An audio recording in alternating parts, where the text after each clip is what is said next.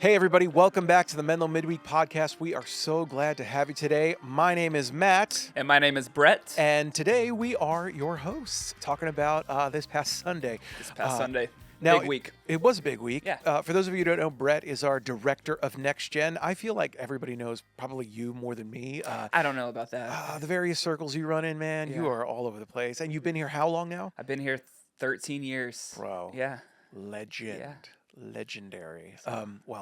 It is great to have Brett on the podcast today. So we're going to talk about this past Sunday, Brett. Yeah. It was Student Sunday. Student Sunday. Now, I will say for me, having worked at the campus level and at the central level, I do notice this vibe that occurs with adults who are on campus and regularly serving in various capacities in the church. When we say, we're going to allow our students to like run a Sunday, there's like this sort of controlled chaos and like unease of like, okay, like we're letting the kids drive the car now.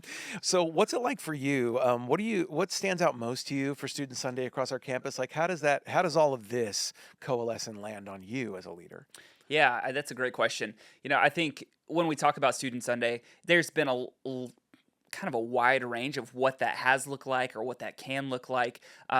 What I'll just say, what I love about Student Sunday, how I kind of have approached and what I've loved about this year is when worship talked about Student Sunday, here's what we're going to do. They were talking about what we want for this to be is a picture of what can the church look like when it's not just like here's students running everything and then adults are on the side, but here's what it looks like when the church is all generations serving and leading and working together. And I think that's kind of what we ended up seeing at our campuses, where you had students hosting alongside the AFPs, or you had students in the band alongside adults, or people greeting alongside other adults. That it's not like a either or thing, but it's we're this church together. And so as like from my seat, that's what I enjoy seeing is just like, okay, we actually are working together, and this is a picture of who Menlo can be if we truly become like an intergenerational church. That's great. And I think for me, when I see it, I see how that participation is formational. I remember what it was like to be a high school student, and there were spaces or things that I felt like I couldn't own because I wasn't invited or asked to do it. But when I was like, hey, this is awesome. It's kind of like back to the car thing, like someone flipping you the keys and saying like, hey, park my car. You're like, really? I get to like do this, And like, there's just something fun about that. So my next question is, what do you see in adults that maybe they're processing or maybe even misunderstanding about the faith of Gen Z or Gen Alpha? What do you see in adults? Yeah, I think all of us have a natural tendency to think about, when we think about students, we think about what it was like when we were a student, and to say what we went through is exactly what they're going through now. Yeah. And yes, there are similarities, but when I see adults who are really connecting with the next generation, they're adults who are very curious. They ask questions. They try to understand what is happening, and they take time to actually learn, like, what is going on in a student's life? What are they asking? And I would say what I've noticed is that students' faith right now is they are very curious. Like they want to know more. They want to see a faith that is real. They want to have a safe space to wrestle with their questions, even if the answers aren't very clear or it's not as black and white, because they're talking about these things in the school. Thanks to social media, you're constantly getting all sorts of answers for a lot of things. And so students are wondering, where can I discuss these things? And if they don't have it in the church, they find it elsewhere. They do. And those resources are abundant as well, right? Very much so. I mean, in our generation, it was, oh, yeah, let's go to Ask Jeeves, Good throwback, yeah. Yeah, I know, really good throwback. It's a classic millennial move. And now there are so many ways. They are over-resourced to be able to find answers. And I mean, maybe it's a benefit sort of the AI boom that we're seeing, where questions and curiosities lead to more questions and more curiosities. And it's a good diagnostic for the church to say, like, okay, how are we orienting ourselves Yeah. to be able to handle some of this, to be able to help like internalize and metabolize some of the energy that they're bringing into this and respond accordingly in a way that's true and authentic. But I love what Phil said on Sunday. He was just like, hey, our students are not the church of tomorrow, they're Hmm. the church of today. Hmm. And that's exactly the present time that we're living in. Okay, so I want to get to a little bit of Phil's Yeah. message Yeah. here because I just thought it was good. He had mentioned, we talked about the passage around Jacob and Hmm. Jacob and Esau and Jacob wrestling with God, the only dude that we know who actually like had a prize fight against the divine, which I think is really interesting. And Um, one. and won, Yeah. yeah, That yeah, was yeah, impressive. yeah. He got something out of it for Yeah. He sure. did. Yeah, he had a permanent Yeah. takeaway as Permanent well, which takeaway. Yeah. which was interesting. But we'll get there. Phil had said, faith grows in wrestling, not retreating. Hmm. And I would just ask, where do you see some of our students wrestling right now? I think, yeah. Well, with faith questions, I would say a lot of the wrestling questions that I will hear students ask are the same questions that we ask as adults. Like, it's questions of, can I believe this? I'm seeing stuff in the news. I hear about Christians, and can I actually follow a God when I see Christians living in a way that doesn't seem to reflect the God that I'm told about in church? So they're wrestling in that way. Hmm. They're also wrestling with questions of identity and purpose, of who am I? Because Yeah. as a student, you're constantly being told, this is who you are. These are the classes that you need to take in order that you can get into that college to have that career, and those are the things that define you. They're looking for purpose of knowing, like, do I matter? And so I think you see those wrestlings that are often also the same things we are too. But it just, again, it looks different based on the context that they're in right now. Hmm. Yeah. And I think a lot about the performative nature of the Bay Area, Yes. the scholar athletes, the Yeah. Yeah. academics that we have here. And again, incredible resources and privileges for students to be able to engage in various different ways, but all of those have a formational energy to them, Absolutely. and they change the dynamic of how they're defining themselves. Hmm. And sometimes it's, what it's like to be a kid. Sometimes it's a while before you figure out who you are. Even in the college realm, like you step into that and like, legally you're an adult, but it doesn't feel that way, Hmm. right? Yeah. It's Yeah. And I mean, talking about the Bay Area, the performative nature, like, I've had so many conversations with students who say, I really want to make my faith a priority, but I also have this tutor. I also have this sports team. I also have this play. I have these things that I have to do. And if I don't do those things, I can't be a part of them. Whereas faith, there's not really that, like, if you don't do this now, sorry, you're out. Because we yeah, always want them to be welcomed here and feel like they belong. But they constantly are living in this tension and wrestling with, how do I make time for the thing that I know I really want to, but that's not going to get me into college? yeah, yeah. And sometimes, I'm thinking back to Phil's message. He mentioned how, we have random access Yeah, yeah. memory for like different aspects of our lives. And that sometimes maybe it's too many tabs are open, too many things are happening. God crashes the system of our lives. And I've encountered many students, and I'm sure you have, where, they're on the athletic track for school and then they get an injury. Hmm. That changes everything. Hmm. Um, or, they're testing into something and they fail miserably. And I mean, if that hasn't happened to you when you're young, like it's likely that pain is out there for you somewhere into Yeah. adulthood. And so I would just say, if you're young, how do we help students interpret that experience as mercy instead of failure? Yeah, great question. I think the first thing we always have to try to remember is that we need to affirm who they are in Christ first, no matter what. Yeah. Because I think part of the reason why we crash so hard is because we're looking at those other things that define us. And when those things crash, we begin to wonder, who am I? And so if we are thoughtful around telling every single student, man, before you get that grade, before you get into that school, before you get whatever, you are somebody who is deeply loved by God. And just constantly letting that be what we say, I think that helps on the crashing end. Of course, when students are surrounded by other voices saying the same thing, it's hard. Mhm. But that always has to be the first thing that we have to do. And then I think beyond that is you just take time to sit with students and to help them see that God is with them in this. I'm with you in this. Um, and that's not going to change it. Yeah. We're here. It's like we're in the season when you're naming like the different things of things that might happen to students. We're in the college acceptance and rejection season, and this is something that when I moved to the Bay Area, I was shocked by, because when I grew up in college or grew up in high school in East Tennessee, you would apply to a couple of schools, and you'd probably get into one.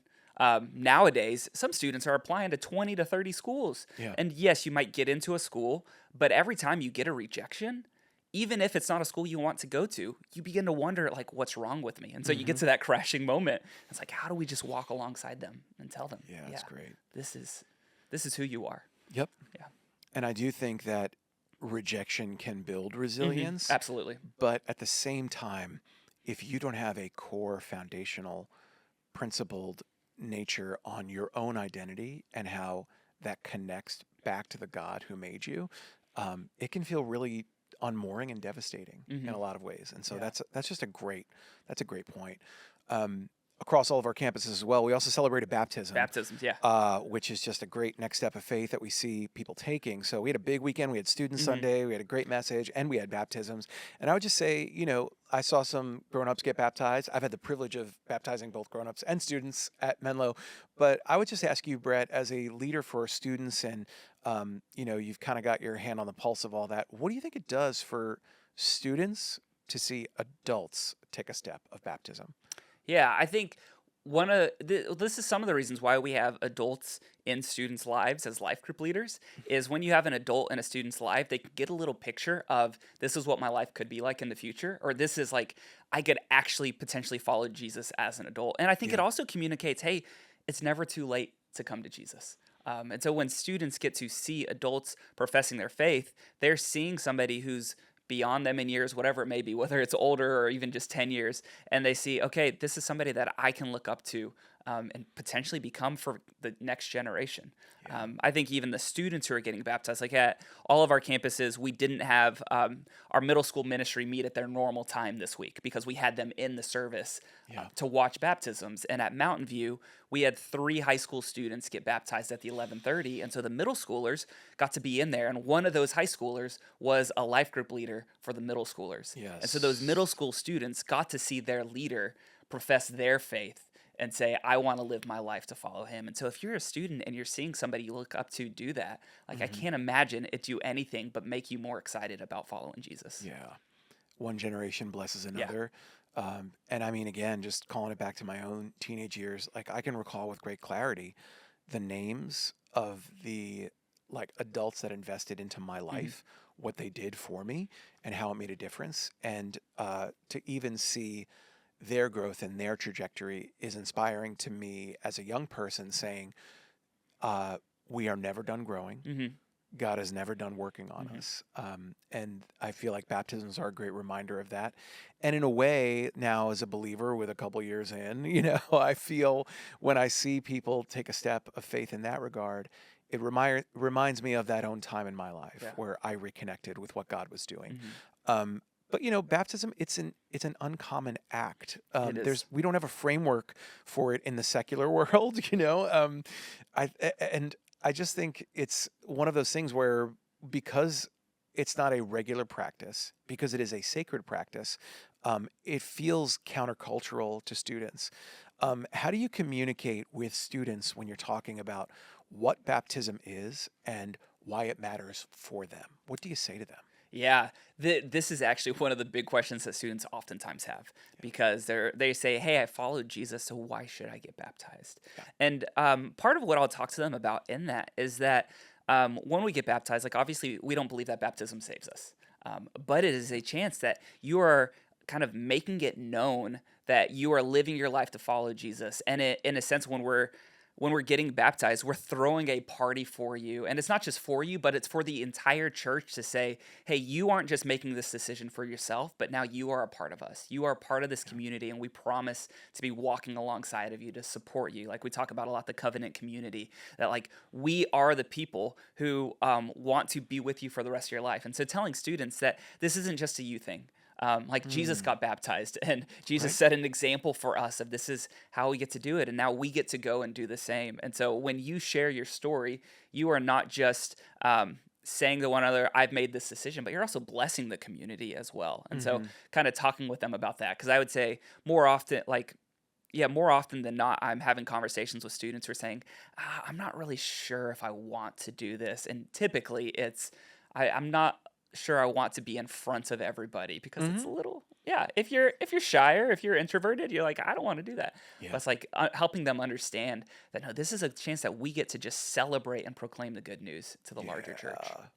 And I would just say if you're listening and you've got, maybe you felt the call to be baptized before, or you've wanted to take that step, but you've avoided it Hmm. because of the public nature of it, I would just say that public moment for you is just a moment, but it can matter so much in the life of someone else, Hmm. someone young or old. It could be a moment of inspiration. And when Jesus had that moment, I mean, it was sort of captured for all of us to Yeah. see, but it inspired so many Yeah. in the process. And what I love about the nature of baptism is that, especially for a young person, it removes that pressure to perform. Hmm. You're there, Yeah. but you're not actually there for you. Hmm. You're there because God has done the work in you, Yeah. and it wasn't anything that you had to achieve. Hmm. It was something that was gifted to you, and I think so. I'm just saying, if you're like listening and you're like, yeah, baptism feels cool, but I'm not ready to take that. Like, we would love to talk to you about that Yeah. because it makes a difference in so many lives. Yeah, and I love that we've now started recording everybody's story before they get baptized, so that we Yes. both get to watch it and hear it together. But Hmm. also, it's a gift for the students or the people who get baptized. They get to go back and watch their story and be reminded Yeah, of this is why I made that decision. I And know. I hear every single time we do a baptism sermon, people come up to me afterwards and just say, well, one, the person getting baptized says how grateful they were that they actually made this decision. And Yeah. then two, people in the congregation will come up and say, this was absolutely my favorite Sunday of the year. Yeah. Yep. Yep. Filmmaker Cameron Crowe, I watched an interview with him once, and he said he doesn't journal at all. He never writes down his thoughts. He makes mixtapes, literal Really? tapes of Okay. yes, like of the songs that are playing at different seasons in his life. Hmm. And he says every once in a while, like I'll pop in an old mixtape from a few years ago. He's like, and it is just as good as a diary. He's Hmm. like, I remember everything that was happening to me and through me in that season. Wow. And I would just say, like, baptism and that moment, like, that's your mixtape. Yeah, Like, yeah. that's God saying to you, like, hey, here's what I did in and through you in this season of life, and I don't want you to forget that. And that, I mean, it's true for me. It's true for so many. Yeah, and that just resonates with me. So, Hmm. one of the other things we talked about is Jacob Yeah. in the sermon, and he wrestles with God, but before he got his new name, he had to say his old one. And I think in a generation that is constantly curating an identity, how do we help students wrestle honestly with who they are in God? Hmm. Yeah, in some ways, I think this goes back to what I was saying earlier. If we just have to be constant repeaters first of who they are, like constantly saying that before we ask them questions about how did they do or anything like that, just talk to them about how they've been created, who God says they are. Like, because when we start with that foundation, it gives them the freedom to kind of wrestle. Because I think sometimes the reason they might be afraid to wrestle is they're afraid of, if I speak up about this, is that going to change somebody's perspective of me? Yeah. And so if we start with saying who you are and you're going to be loved and cared for no matter what, it creates a safe space for that. Yeah. Like one of the things we do at in some of our high school ministries, we do this at Mountain View every week, which is we have a question box where students can put in any question they want about Hmm. anything. Yes. And we will take it out and we will talk about that question for 3 to 5 minutes. And why we do that is because at the very beginning, I'll say, we do this so that because we want the church to be a safe space where you can wrestle with anything, where there is nothing that you say, nothing that you ask that'll change the way we view you, Yeah. because we believe every single person is created in the image of God. And so because of that, feel free to ask questions. God's not afraid of your questions. And so Hmm. let's wrestle together. Yeah. So I think it's just creating that space, constantly saying, you are safe, you are loved, nothing will change that, and letting it happen. Yeah, that's good. And I mean, it models the pattern of Jesus. Yeah. Like Jesus was not Yeah. afraid of questions or confrontation in that regard. And the way he directed and taught people is that he sat with them in the Hmm. process Yeah. and listened intently and walked alongside them. And, you know, in an age where education really feels transactional. It's kind of a one-way thing of like, hey, you need to know this, you need to do this. There's not a lot of space for people to ask questions and then have someone walk alongside them in the process. Yeah. And that's what I love Absolutely. of how we disciple our students is Hmm. that we stay Hmm. alongside them. And that is a true formational practice that extends not only into our kids and students programs, but well into adulthood as well. Yeah.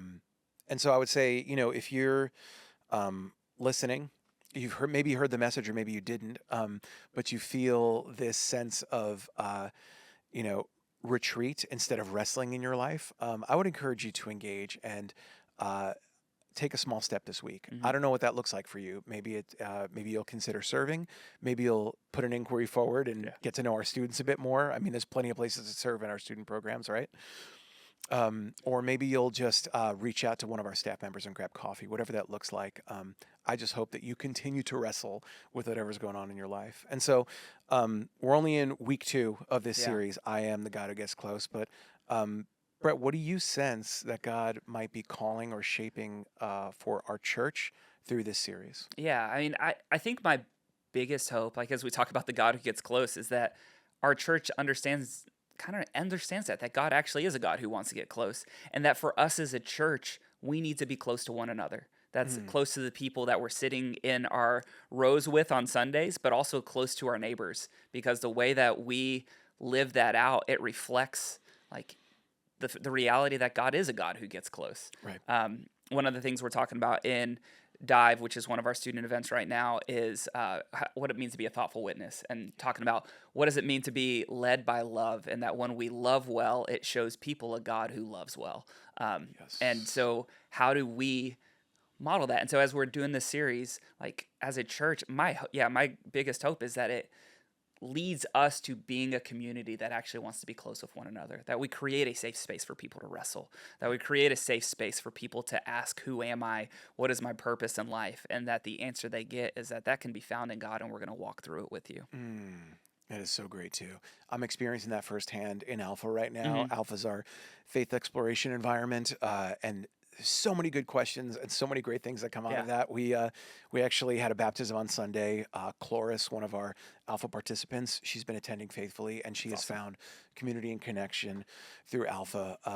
And I've loved seeing that because there's something about this time and season for her that resonated with her soul, and she felt emboldened enough to take a next step. And then there are just like very easy on ramps coming up at the end of this month, March 28th. We've got For the Bay 5K. For the Bay 5K. You're hosting. I'm hosting, which is exciting. which is a good excuse not to run. I know. So thank you, Matt. Yeah, I know. Well, that's me too. People are like, you gonna run? I'm like, no. Someone's got to run this thing, Yeah, not there you run go. it. I've got to run it. So that's the way I'm ejecting out of that. But I would say if you're listening, and even if you just walk, there's a 1K and a 5K option for you. But it's going to be great. We're going to be at Shoreline Park in Mountain View in the what we call the kite flying area. We got kites this year. We do. So Okay, excellent. I hope there's wind Yeah. that day. But it's a very easy on ramp because it's something that we're saying for the community.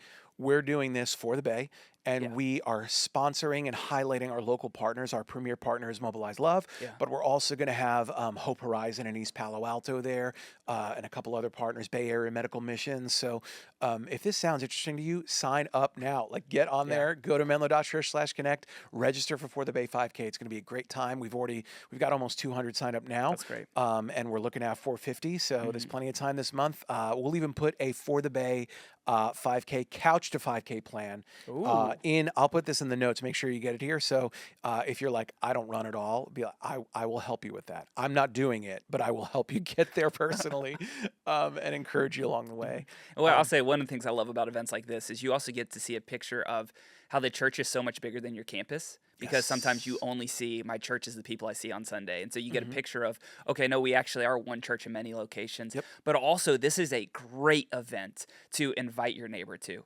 say, hey, come run with me, because we believe that God is a God who is for the Bay. And so we want to be for the Bay as well. Yeah, I love it. Well, thanks for listening in this week. If you are interested or want to continue the conversation with us on a more individual basis, you can text our team 650-600-0402. Thanks for joining us. We'll see you next week. Bye-bye. See y'all.